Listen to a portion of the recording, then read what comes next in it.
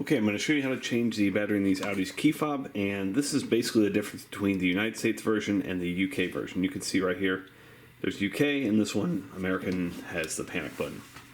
So first thing you're going to need is these both take a 2032, and you can get these off Amazon for just a few dollars. I've put a link below in the description. You're also going to need a flat tip screwdriver about this size is fine. So the United States one, the catch is right here in the center, so you're going to want to press that, pull the mechanical key out, and then put your screwdriver in, kind of at an angle, like that, and just pop that catch up. Okay, so you can see here, the catch is right in the center on this.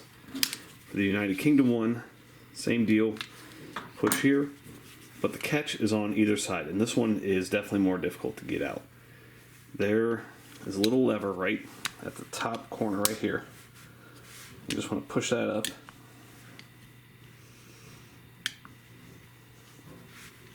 You can kind of see it's popped up a little bit there.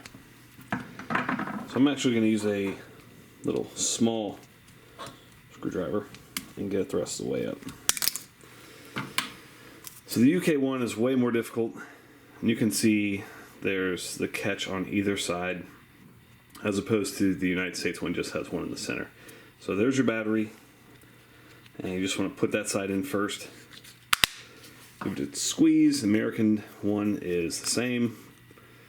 Push those in first, give it a good squeeze, replace your mechanical key, and you're back in business. Hope that was helpful. Make sure you hit that thumbs up button.